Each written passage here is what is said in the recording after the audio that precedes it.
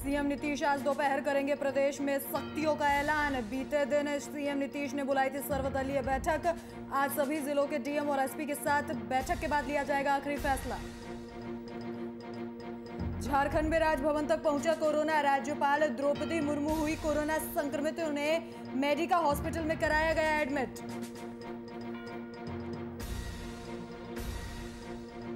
झारखंड सरकार का ऐलान, होम आइसोलेशन में रहने वाले मरीजों को मेडिकल किट पहुंचाएगी सरकार। ट्रेड पारा मेडिकल स्टाफ की कॉन्ट्रैक्ट पर होगी नियुक्ति।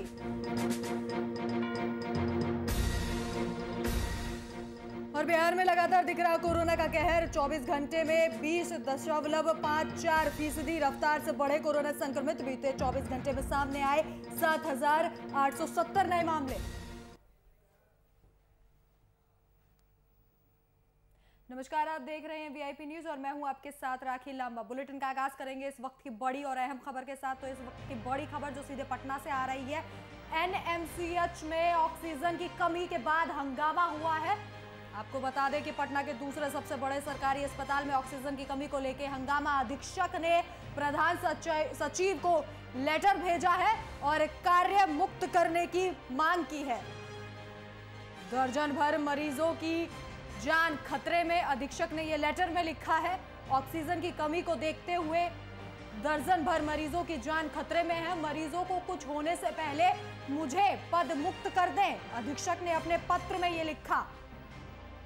तो इस वक्त की बड़ी और अहम खबर सीधे पटना से। अधीक्षक ने प्रशासन पर कई गंभीर आरोप भी लगाए हैं। और आपको बता दें कि पटना के दूसरे सबसे बड़े सरकारी अस्पताल एनएमसीएच में बड़ा हंगामा हुआ है, जहां ऑक्सीजन की कमी को लेकर कोविड वार्ड में परिजन जूनियर डॉक्टरों से उलझ पड़े और मारपीट तक नौबत आ गई। इसके बाद जूनियर डॉक्टर अस्पताल से भाग खड़े हुए। इसी बीच एनएमसीएच के अधीक्षक डॉक्टर विनोद कुमार सिंह ने स्वास्थ्य विभाग के प्रधान सचिव को लेटर भेजकर खुद को पदमुक्त किए जाने की मांग की है।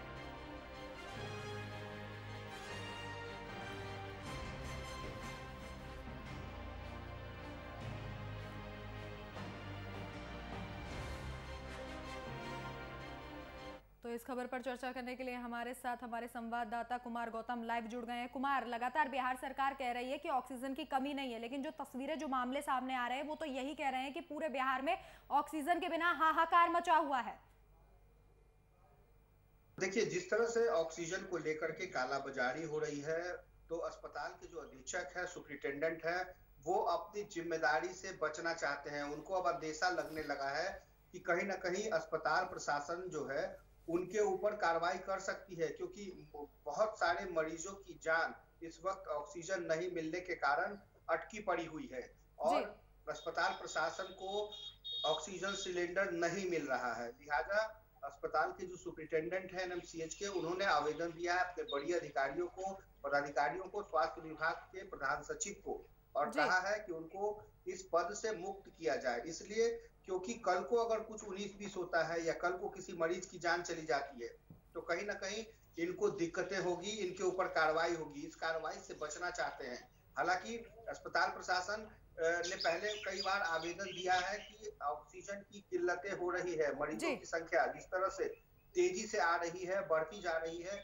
जिसके कारण अस्पताल में मरीजों को ऑक्सीजन देने में दिक्कतें हो रही है। सिलेंडर आधे से ज्यादा नहीं भरे हुए मिल पा रहे हैं। हालांकि सरकार ने कल भी दावा किया था कि ऑक्सीजन की कमी नहीं होगी, लेकिन अब जैसे ही उनके इस आवेदन को सोशल मीडिया के जरिए और खबरों के जरिए जब पता चलता है कि जब अस्पताल का सुपरिटेंडेंट ही हाथ खड़ा कर रहा हो, तो आप अंदाजा लगाइए कि इस वक्त बिहार के अस्पताल का हाल क्या है। ये बताने के लिए काफी है एक आवेदन कि लगभग एनएमसीएच का हाल, पीएमसीएच और इसके अलावा कोविड के जो भी अस्पताल है वहां पर मरीजों की संख्या कितनी तेजी से बढ़ती चली जा रही है। और जो संसाधन है वो एक सीमित संसाधन में है। अगर उस संसाधन को नहीं बढ़ाया जाता है तो ये किल्लतें देखने को मिल सकती है। इसलिए इस आवेदन को बहुत ही गंभीरता से सरकार को लेना चाहिए, क्योंकि जो व्यक्ति अगर किसी पद पर है, अगर उसको आप संसाधन मुहैया नहीं कराते हैं तो क्या कल को अगर किसी मरीज की जान चली जाएगी तो सीधे तौर पे सरकार या प्रधान सचिव जो सुपरिटेंडेंट है उनके ऊपर कार्रवाई कर सकते हैं। इसी कार्रवाई से बचने के लिए इन्होंने आवेदन दिया है और एनएमसीएच कोविड का पहला और सबसे बड़ा अस्पताल माना जाता है, जहाँ पे सबसे ज्यादा मरीज हैं। तो कुल मिलाकर कह सकते हैं स्थितियां अच्छी नहीं है बिहार की, और बिहार के अंदर स्वास्थ्य विभाग का ये जो मामला सामने आया है उससे साफ तौर पे विपक्ष भी हमलावर हुआ है। विपक्ष भी ये बातें कह रहा है कि कहीं ना कहीं सरकार के पास संसाधन की कमी है, समय रहते अगर इस संसाधन को पूरा नहीं किया गया बिल्कुल तो गौतम, जिस मरीजों की तरीके से जान आपने जा विपक्ष सकती की बात की तो तेजस्वी यादव ने ट्वीट कर कहा है कि 16 साल तो क्या, अगर मुख्यमंत्री 1600 साल भी सत्ता पर काबिज रहे तो उनसे सवाल जवाब करना बिल्कुल मना है और वो तब भी अपनी गलती नहीं मानेंगे। तो कहीं ना कहीं कोरोना को लेकर पहले से ही जो नीतीश सरकार है वो निशाने पर थी, और ऐसे में ऐसे मामले जब सामने आएंगे तो सरकार की और मुश्किलें बढ़ सकती हैं। आपने ठीक कहा कि विपक्ष ने ट्वीट करके सरकार को घेरने की कोशिश की है, सरकार के स्वास्थ्य विभाग की पोल खोली है। और खुद जब अस्पताल के सुपरिटेंडेंट अगर ये बातें कहते हैं, ये बातें लिखित रूप से कहते हैं कि अब उनको पद से मुक्त किया जाए, क्योंकि अब वो जिम्मेवारी नहीं उठाना चाहते। मरीजों की संख्या जितनी तेजी से बढ़ रही है, संसाधन उतने नहीं है, इसलिए आम मरीजों के को देखते हुए यहाँ पर अब व्यवस्थाएं सुनिश्चित की जाए। तो कहीं ना कहीं अब यह पूरी तरीके से राजनीतिक रंग भी लेता हुआ दिख रहा है। नेता प्रतिपक्ष तेजस्वी यादव सहित तमाम जो महागठबंधन के नेता हैं, वो लगातार सरकार के ऊपर सवाल खड़े कर रहे थे, और उन्होंने यही वजह है कि कहा कि 16 साल से मुख्यमंत्री बिहार की गद्दी पर है, मुख्यमंत्री है वो, और बिहार की स्वास्थ्य सेवा जिस तरीके से लचर है, कोरोना ने ये जग जाहिर कर दिया है कि स्वास्थ्य विभाग के तमाम दावे फेलियर साबित हुए हैं। हालांकि सरकार का अपना दावा है, स्वास्थ्य विभाग का अपना दावा है, सरकार ये कह रही है कि हम सब कुछ ठीक कर देंगे, लेकिन सब कुछ ठीक होता हुआ तब नहीं दिखाई देता है जब अस्पताल के सुपरिटेंडेंट ये कहते हैं कि अब ये सब कुछ राम भरोसे है, इसलिए उनको पद से मुक्त किया जाए। तो कहीं ना कहीं बिहार के लिए ये चिंता की घड़ी है, बिहार के लिए ये संकट की घड़ी है, और इस संकट की घड़ी से जैसे अगर नहीं उबरा गया, ऑक्सीजन सिलेंडर कैसे आएगा, कहां से आएगा, कैसे मुहैया होगा, ये तमाम चीजें अब देखनी होगी, क्योंकि आज एक बहुत बड़ा निर्णय लिया जा सकता है। आप देखिए कि सरकार ने सर्वदलीय बैठक बुलाई, सर्वदलीय बैठक में तमाम विपक्षी दलों के जो नेता थे उन्होंने भी सरकार के ऊपर उंगली उठाते हुए, निशाना साधते हुए सुझाव भी दिए हैं कि आखिर ऐसी घड़ी में सरकार कर क्या रही है। तो लिहाजा सरकार लगातार सिर्फ बैठक कर रही है या फिर संसाधनों को भी मुहैया कराएगी, ये एक बहुत बड़ा सवाल है। लेकिन इस सवाल के बीच में एनएमसीएच के सुपरिटेंडेंट का एक आवेदन जो इन दिनों सुर्खियां है वो ये है कि संसाधन की कमी की वजह से, ऑक्सीजन की कमी की वजह से वहां पर सैकड़ों मरीजों की जान अटकी हुई है। ऐसे में अगर मरीजों को कुछ होता है तो इसकी पूरी जिम्मेदारी और जवाबदेही अस्पताल के अधीक्षक की होती है। इसलिए अधीक्षक ने अपने ऊपर कार्रवाई होने से पहले ये आवेदन देकर अपने आप को सेफ करने की कोशिश की है और सरकार की पोल खोली है। जी कुमार, जहां तक मरीजों की बात है तो उनकी जान पर तो संकट मंडरा ही रहा है, और ये स्थिति ऐसी है, इतनी गंभीर स्थिति है कि सभी को जिंदगी और मौत के बीच जूझना पड़ रहा है। ऐसे में अधीक्षक ने लेटर में लिखा कि मैं इसका भागी नहीं बनना चाहता, और यहाँ पर सरकार की तरफ से भी देखा जाए कि सिर्फ कोविड सेंटर बनाने से या फिर अस्पतालों में सिर्फ व्यवस्थाएं मुहैया कराने से कुछ नहीं होगा। सरकार को धरातल स्तर पर भी काम करना होगा, और उन्हें यह भी देखना होगा कि कौन कौन से ऐसे हॉस्पिटल हैं जहां पर ऑक्सीजन की इतनी किल्लत हो रही है। बिल्कुल, देखिए अगर एक मरीज को क्या चाहिए, एक मरीज को एक बेड चाहिए, एक मरीज को एक ऑक्सीजन सिलेंडर चाहिए, एक मरीज को वेंटिलेटर चाहिए, तो एक मरीज का मतलब ही है कि आपके पास 5 से 6 चीजें उसको देखने के लिए डॉक्टर और नर्सेज चाहिए। तो एक आप अंदाजा लगाइए कि अगर आप 100 मरीज बढ़ जाते हैं प्रतिदिन, तो 100 मरीज के लिए 100 बेड और 100 संसाधन चाहिए। तो ऐसे में सरकार को पता है कि जो आंकड़े हैं वो हजारों हजार की तादाद में है। ऐसे में कोविड के लिए अस्पताल की बात पहले ही कोर्ट कह चुका है कि जल्द से जल्द कोविड के लिए केंद्र सरकार अस्पताल बनाए। केंद्र सरकार को पहले ही चेतावनी दी जा चुकी है। राज्य सरकार लगातार ये मांग कर रही है और कह भी रही है कि हम कोविड के लिए तैयार हैं। लेकिन एनएमसीएच का हाल देख लीजिए, पीएमसीएच का हाल देख लीजिए, आप देख लीजिए विक्रम में जो अस्पताल है, ये 100 अतिरिक्त बेड कई जगहों पर बनाए गए हैं, लेकिन बेड बना देने से, सिर्फ बेड मुहैया करा देने से, चादर बिछा देने से मरीजों का इलाज नहीं होगा। उनके लिए अभी के जो ताजा मरीजों के जो हालात हैं उनमें ऑक्सीजन की कमी सबसे बड़ा मसला है, उस ऑक्सीजन की कमी को दूर करना, क्योंकि हर 1 मिनट जो सांस आप ले रहे हैं, मरीज जो सांस ले रहा है उसमें दम घुटने की शिकायतें ज्यादा आ रही है। तो ऐसे में ऑक्सीजन सिलेंडर ही एकमात्र विकल्प है जिसके जरिए मरीज स्वच्छ ऑक्सीजन ले सकता है और उसकी जान बचाई जा सकती है। लेकिन जिस तरीके से हाल के दिनों में मरीजों की संख्या बढ़ी है, सिलेंडर की संख्या में कमी आई है, सिलेंडर की कालाबाजारी हो रही है और खास करके इसमें सरकार को अब नोडल अफसर बना करके इन तमाम चीजों पर जांच और कार्रवाई करने की भी जरूरत है। मैं इसलिए ये बात कह रहा हूं क्योंकि जो मरीज नहीं है उनके घर तक सिलेंडर, मतलब वो अपने आप को महफूज करने के लिए सिलेंडर गैस की कालाबाजारी करने पर विवश हैं। इसलिए क्योंकि उनको लगता है कि कल को अगर उनको ऑक्सीजन की कमी होगी, इसीलिए उन्होंने पहले से ऑक्सीजन सिलेंडर अपने घर पर व्यवस्थाएं कर ली है। लेकिन जिन मरीजों को अभी निहायती जरूरी है, जिन मरीजों को दम अभी ऑक्सीजन की वजह से ऑक्सीजन सांस नहीं ले पा रहे हैं, सांस लेने में परेशानी है, तो ऐसे मरीजों को फिलहाल अभी ऑक्सीजन की जरूरत है। लेकिन ऑक्सीजन के सिलेंडर बड़े बड़े नेताओं के घर में है, ऑक्सीजन के सिलेंडर इन दिनों बड़े बड़े अधिकारियों के घर में है, क्योंकि हर कोई अपनी जान बचाने में जुटा हुआ है। लेकिन उस जान की चिंता सबसे पहले करनी होगी जिनकी जान अभी अस्पताल में टूटने के कगार पर है। ऐसे में एनएमसीएच सिर्फ उदाहरण है, पीएमसीएच, एम्स, ऐसे तमाम जो अस्पताल है, राजधानी पटना की बात कर रहे हैं। अभी तो सोचिए, आप अंदाजा लगाइए कि उन जिलों का क्या होगा जहां सुदूरवर्ती इलाकों में स्वास्थ्य सेवाएं नहीं है, वहां आबादी है, वहां मरीजों की संख्या बढ़ रही है। आप जमुई की बात कर लें, आप भागलपुर की बात कर लें, ऐसे कई ऐसे बड़े जिले हैं जहां पर स्थितियां अब धीरे धीरे गंभीर होती जा रही हैं। भागलपुर की बात करें तो वहां पर जवाहरलाल नेहरू का जो सबसे बड़ा अस्पताल माना जाता है कोसी क्षेत्र का, वहां पर झारखंड से लोग आते हैं। तो कहीं ना कहीं अब व्यवस्थाएं करनी होगी, क्योंकि केंद्रीय मंत्री के तौर पर स्वास्थ्य मंत्री तो है जो लाख दावा कर रहे हैं दिल्ली से, लेकिन उनको अंदाजा नहीं है बिहार के अंदर कि किस तरह से यहाँ व्यवस्थाएं चल रही है।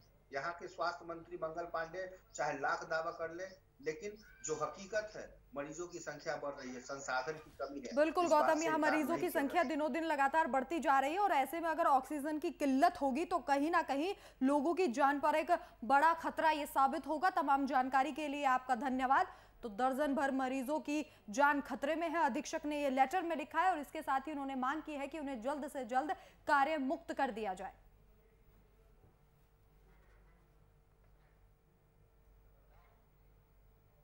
वहीं चारा घोटाले में सजा काट रहे आरजेडी सुप्रीमो लालू यादव को झारखंड हाईकोर्ट से जमानत मिल गई है। उन्हें 1 लाख रुपए के मुचलका और 10 लाख रुपए का जुर्माना देना होगा। बेल बॉन्ड भरने के बाद वे 1-2 दिन में छूट जाएंगे। लालू को 3.25 साल बाद जमानत मिली है। चारा घोटाले से जुड़े एक केस में लालू 23 दिसंबर साल 2017 को जेल गए थे। कोर्ट ने लालू के सामने 2 शर्तें रखी हैं। जमानत के दौरान लालू हाई कोर्ट से परमिशन लिए बिना देश से बाहर नहीं जाएंगे और वे अपना मोबाइल नंबर और पता भी नहीं बदलेंगे। लालू यादव को सशर्त जमानत दुमका ट्रेजरी मामले में आधी सजा पूरी करने के बाद दे दी गई है। इससे पहले लालू यादव को और मामलों में जमानत मिल चुकी है।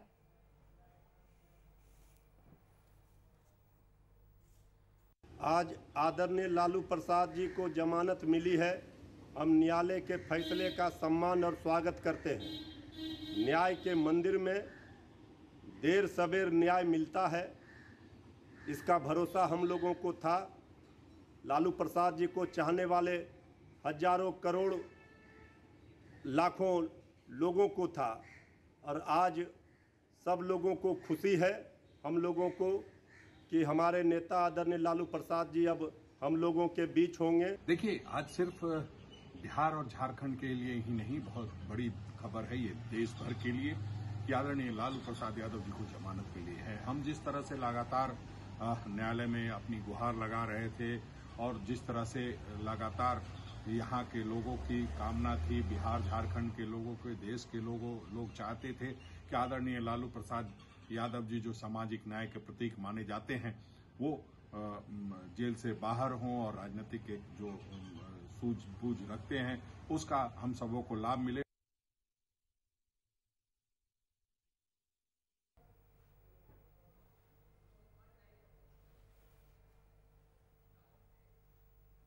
तो इस खबर पर जानकारी साझा करने के लिए हमारे संवाददाता शुभम कुमार लाइव हमारे साथ जुड़ गए हैं। शुभम, लालू यादव को जमानत मिल गई है और अब समर्थकों को और परिवार को सिर्फ इंतजार है रिहाई का।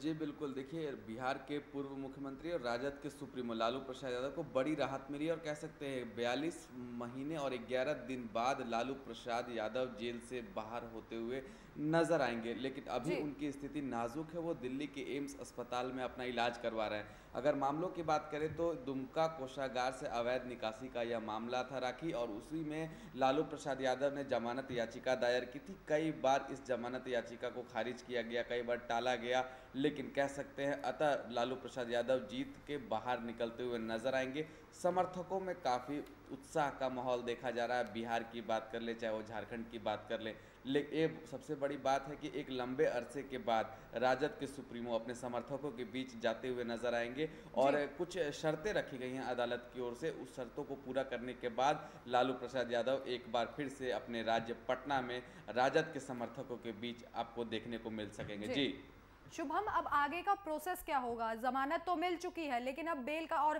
पूरा प्रोसेस क्या कुछ होगा?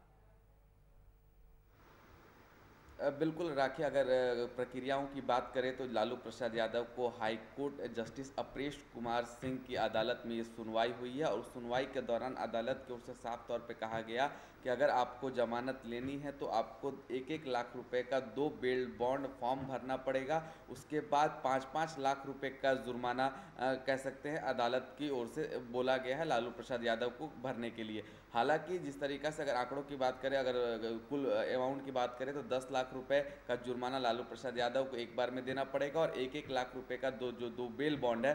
उसके बाद ही जो पूरी प्रक्रिया होती है जमानत याचिका दायर होने के बाद, जब जमानत कह सकते हैं विक्टिम को मिल जाती है, उसके बाद जो प्रोसेस होता है उस प्रोसेस को करने के बाद लालू प्रसाद यादव जेल से बाहर आ पाएंगे। लेकिन हालांकि आज रविवार का दिन है, आज तो ये पॉसिबल नहीं है, लेकिन लालू प्रसाद यादव अपनी ओर से प्रक्रिया प्रोसेस हो सके तो कल सोमवार का दिन है, कल से शुरुआत कर देंगे। लेकिन अभी उनकी स्थिति नाजुक है, वो दिल्ली के एम्स अस्पताल में भर्ती है। लेकिन राहत की बात यह है कि जो भी पुलिस के प्रोटोकॉल थे, जो भी प्रशासन के प्रोटोकॉल थे केस से संबंधित, लालू प्रसाद यादव कड़ी निगरानी में रखे जाते थे, अब वो कहीं ना कहीं अब देखने को नहीं मिलेगा। लालू प्रसाद यादव को एक बड़ी राहत मिलती हुई नजर आ रही है और कुछ ही दिन में लालू प्रसाद यादव स्वस्थ होकर अपने समर्थकों के बीच जा सकेंगे। जी शुभम, लालू प्रसाद यादव पटना के काफी लोकप्रिय नेता है, कहीं ना कहीं उनकी रिहाई से राजनीतिक समीकरण जो है वो भी बदल सकते हैं और इस दौरान जेडीयू की मुश्किलें भी बढ़ सकती है।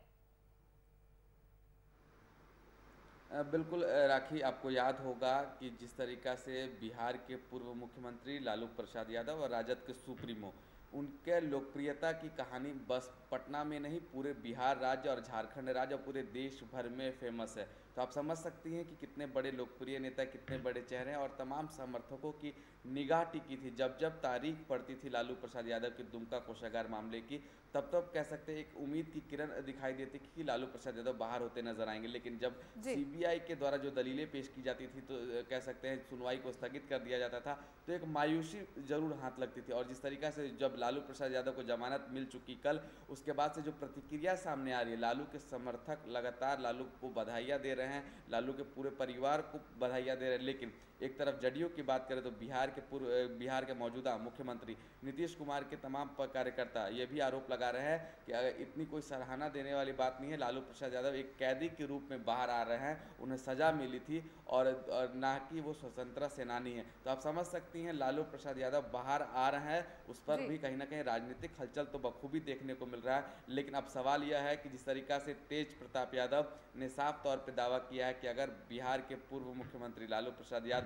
अगर इस बार पटना में आते हैं तो जदयू की सरकार गिरती हुई नजर आएगी। तो आप समझ सकते हैं लालू प्रसाद यादव को जमानत मिले महज एक दिन भी नहीं हुए, राजनीतिक माहौल में कह सकते हैं एक हड़कंप जरूर मचता हुआ दिखाई दे रहा है। राखी, जिस तरीके से देखा जाए तो बिहार में जो चुनाव अभी हुए थे उसमें आरजेडी ने बीजेपी को कड़ी टक्कर दी थी और कहीं ना कहीं अब फिर से एक बार ये देखने को मिल सकता है कि डबल इंजन की सरकार को दोनों भाई मिलकर यहाँ कड़ी टक्कर देंगे, क्योंकि पिता का साथ अब उन्हें मिल जाएगा।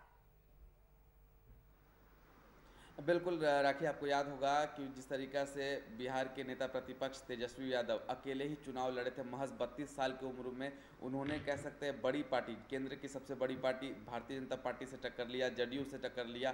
तो उस समय उन्हें अपने पिता की कमी बहुत खल रही थी, कह सकते हैं पूरा राजद महकमा, पूरा यूपीए फोल्डर उस चीज़ को बड़ी गंभीरता से महसूस कर रहा था कि इस वक्त अगर लालू प्रसाद यादव होते तो तस्वीरें कुछ और होती, नज़ारा कुछ और होता, तब्दीलियां कुछ और होती। लेकिन पूरा यूपीए फोल्डर अब इस वक्त कह सकते हैं खुशियों के माहौल में है कि उनका एक कह सकते हैं मास्टरमाइंड और एक कह सकते हैं उनका सुप्रीमो, उनका चहिता, उनका लोकप्रिय नेता उनके बीच अब कुछ ही दिन में बहुत जल्द आने वाला है। जी जी, बिहार की कांग्रेस में ऐसे कई नेता हैं जो लालू यादव के बहुत ज्यादा चाहने वाले हैं, तो ऐसे में कहीं ना कहीं आरजेडी के साथ साथ कांग्रेस को भी इंतजार था कि कब लालू यादव को बेल मिलेगी।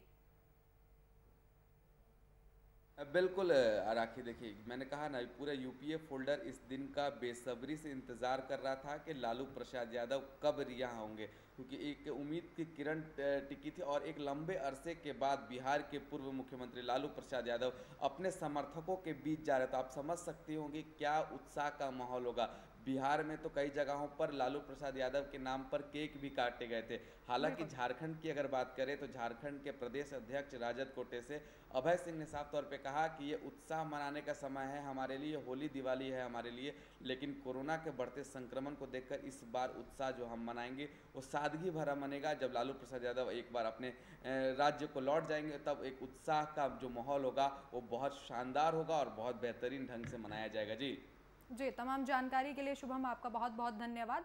तो आपको बता दें कि लालू यादव को फिलहाल जमानत मिल चुकी है और अब जल्द ही जेल से रिहा होंगे लालू प्रसाद यादव, और इसके बाद तमाम राजनीतिक कयास लगाए जा रहे हैं कि सियासी समीकरणों में भी बदलाव देखने को मिल सकता है। और सबसे बड़ा सवाल यह है कि क्या बीजेपी और जेडीयू की सरकार की चुनौतियां इस दौरान बढ़ जाएंगी, क्योंकि लालू यादव की रिहाई होना एक बहुत बड़ी बात है, क्योंकि बिहार में काफी लोकप्रिय नेता रहे हैं लालू यादव। और आपको बता दें कि लालू के जेल से बाहर आने के बाद मुख्यमंत्री नीतीश कुमार की दिक्कतें बढ़ सकती हैं। अब चाचा भतीजे की नहीं बल्कि बड़े भाई और छोटे भाई की बात होगी। इसके साथ ही पक्ष और विपक्ष में भी जमकर तकरार होगी। दूसरी तरफ आरजेडी के कई ऐसे बड़े नेता भी हैं जो बड़े बदलाव के पैरोकार रहे हैं और उन्हें भी लालू प्रसाद यादव के जेल से निकलने का इंतजार हमेशा से था। सीतामढ़ी के बेरगनिया थाना क्षेत्र में हुई राकेश झा की हत्या में पुलिस को बड़ी सफलता हाथ लगी है। पुलिस ने मामले में 6 बदमाशों को गिरफ्तार कर सनसनीखेज खुलासा किया है। इसके साथ ही बदमाशों के पास से 2 देसी कट्टा, 3 गोली, 1 चाकू और 1 चोरी की बाइक बरामद की गई है। आपको बता दें कि मोस्ट वांटेड राकेश झा की हत्या राजनीतिक साजिश के चलते की गई थी और पुलिस को इसी दौरान एक बड़ी सफलता हाथ लगी है।